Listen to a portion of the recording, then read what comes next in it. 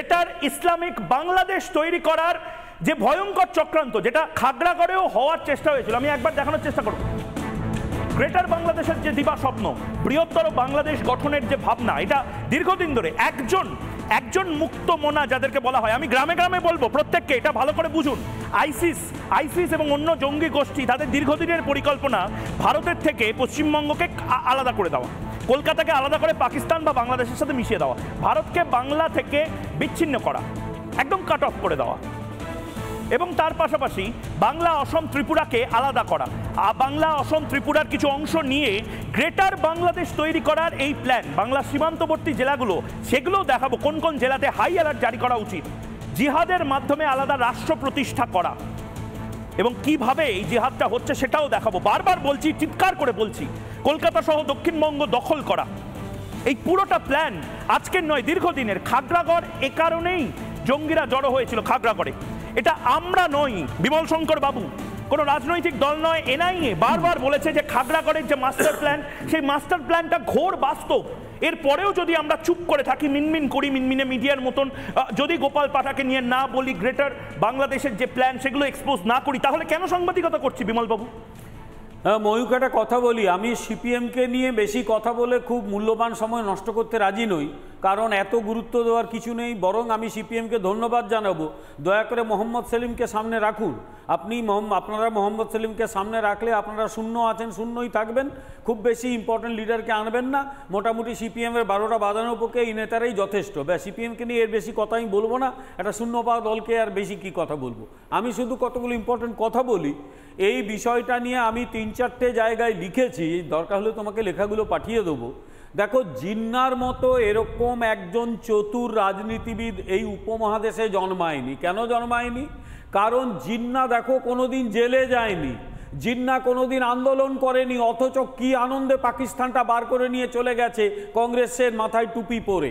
একদিকে জিন্নার এই চতুরতা এবং ক্রূরতা, ও জানে কখন কি দাবিটা করতে হবে, আর কংগ্রেস ঠিক সেই সময় ঠিক একই রকম স্টুপিড ভূমিকা পালন করেছে, ফলে জিন্নার মতো লোকেরা পাকিস্তান বার করে নিয়ে চলে গেছে। জিন্নার প্ল্যান কি ছিল জানো?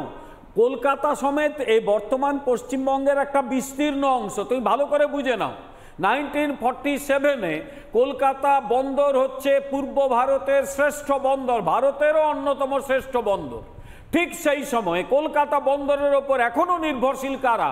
নেপালের মতো দেশ, ভুটানের মতো দেশ, এবং তখন সিকিম স্বাধীন দেশ ছিল। এই দেশগুলো তারা কলকাতা বন্দরের ওপর নির্ভরশীল।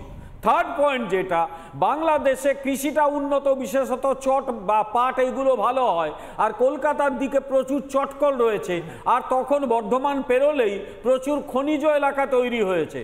জিন্নার পরিকল্পনা ছিল যদি বাংলাটা পেয়ে যায় তাহলে কিন্তু আজকে, যদি সত্যি পেয়ে যেত, আজকে ভারতবর্ষ নয় পাকিস্তানও তো এই অঞ্চলে সবচেয়ে শক্তিশালী রাষ্ট্র। ঠিক এই প্ল্যানটা একটা লোক বুঝতে পেরে গেছিল, এই আমাদের দেশের বামপন্থী মূর্খের দল, এবং এই বর্তমান শাসক দলের অনেকে এইরকম অশিক্ষিতের মতো কথা বলে যে লোকটা নাকি বাংলা ভাগ করেছিল, না, ওই লোকটা পাকিস্তান ভাগ করেছিল, তার নাম শ্যামাপ্রসাদ মুখোপাধ্যায়। ও বুঝে গেছিল যে যদি কলকাতার এবং বাকিটা জিন্না পেয়ে যায়, অথবা এই যে প্ল্যানটা ছিল, সুরাবর্দী মাথায় টুপি দিয়েছিল শরৎ বসু, কিরণ শঙ্কর রায়কে, যে আমরা অখণ্ড বাংলা করব। ওই অখণ্ড স্বাধীন বাংলা হলে আজকে বাঙালিদের অবস্থায় বাংলাদেশে যা হচ্ছে, বাঙালি হিন্দু তাই হতো। আমি যার দুটো লাইনে শেষ করবো, শ্যামাপ্রসাদ মুখার্জির ঐকান্তিক প্রচেষ্টায় এবং তৎকালীন বাংলার জাগ্রত মনীষায় হিন্দুর হোমল্যান্ড হিসেবে আমরা পশ্চিম বাংলাকে পেয়েছি। তা নইলে আজকে আমাদের প্রত্যেককে এই পশ্চিম বাংলা ছেড়ে বিহার বা উত্তরপ্রদেশে ঘেঁটোতে থাকতে হতো, ঠিক যেরকম কাশ্মীরের পণ্ডিতরা থাকে। বিমলদা, আপনি যে কথাটা বললেন, আসলে আমি আপনাকে একটু থামাচ্ছিলাম একটাই কারণে, জন্টু বড়াইকের কাছে যাওয়ার আগে ভীষণ রেলিভেন্ট একটা পয়েন্ট বললেন।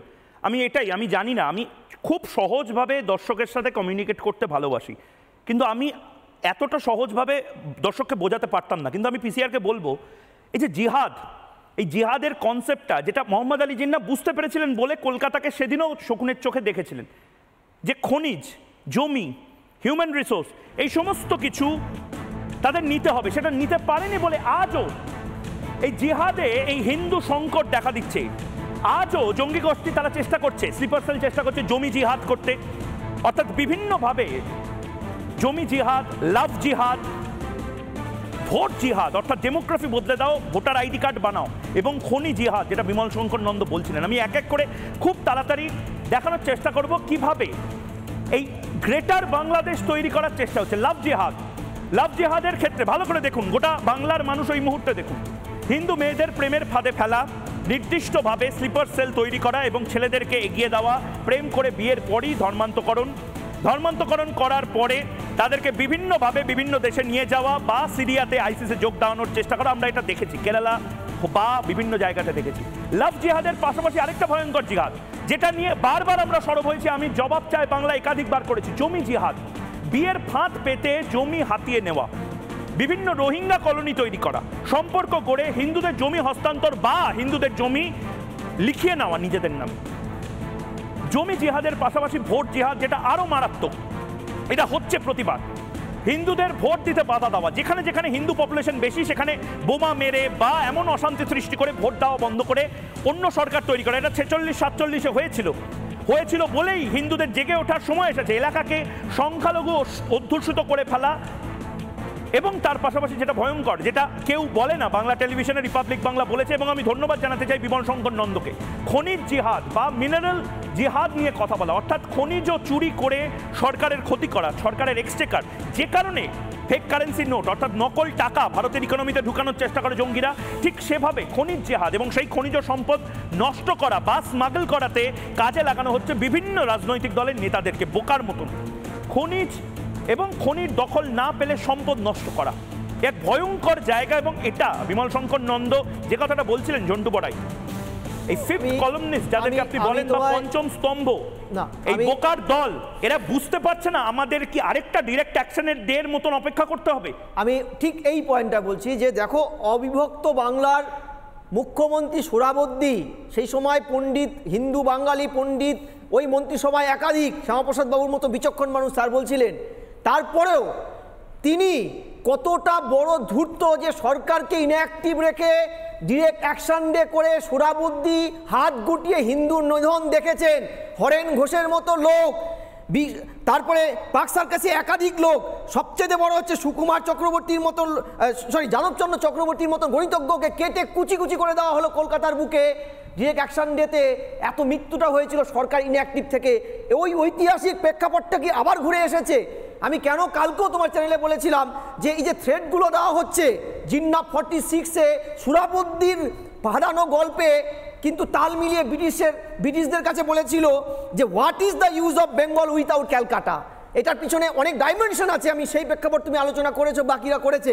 আমি এখন যেটা বলছি যে আজকেও এই লোভটা কেন ওরা ত্যাগ করতে পারেনি, বিকজ আজকেও যে সরকারগুলো আছে বামপন্থীদের পরে তথাকথিত সেকুলার, তাদের ভেতরে কিন্তু এদেরকে সহমর্মিতা দেখার মতন একাধিক লোক আছে। তোমাকে আমি ছোট্ট একটা উদাহরণ বলি, আহমদ হাসান ইমরান তৃণমূলের সাংসদ হিসেবে পাঠানো হয়েছিল, এখন সম্ভবত কোনো একটা পদে আছেন। তিনি নিজে স্বীকার করেছিলেন নিষিদ্ধ সংস্থা সিমির প্রতিষ্ঠাতা তিনি। শুধু তাই নয়, বাংলাদেশের একাধিক জঙ্গি গোষ্ঠীর সাথে তার সংযুক্ত। শুধু তাই নয়, আজকে এই যে ক্যাবিনেটের উল্লেখযোগ্য একজন মন্ত্রী তোমার সিদ্দিকুল্লাহ একটার পর একটা থ্রেড দিয়ে কথা বলছে, বাংলাদেশের ভাষায় কথা বলছে, এটা কিন্তু ছিল সোহরাবর্দীরও একটা অস্ত্র। আমি বলছি সোহরাবর্দী সরকার 46-এ 47-এ চলে গেছে, আমরা কি আরেকটা সোহরাবর্দী সরকার এবং তার ক্যাবিনেট পেয়েছি?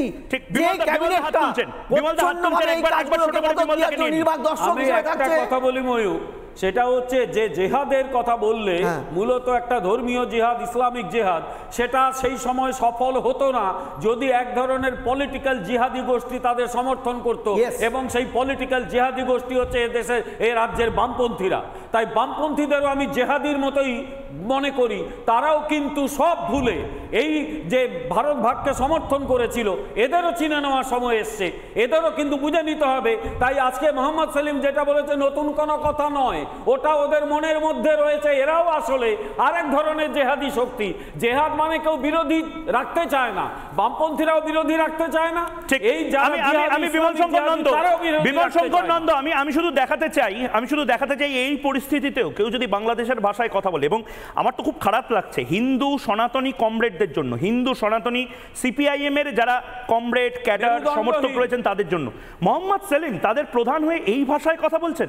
বাংলাদেশের ইউনুসপন্থী মেরুদণ্ডহীন জিহাদিদের ভাষায় যদি ভারতের রাজনীতিবিদরা কথা বলে মিডিয়াকে কটাক্ষ করেন, এর থেকে দুর্ভাগ্যজনক তো কিছু হতে পারে না। দেখুন, নানা ধরনের কন্টেন্ট দেখার জন্য লাইক করুন, শেয়ার করুন আমাদের ফেসবুক পেজ, সাবস্ক্রাইব করুন আমাদের ইউটিউব চ্যানেল।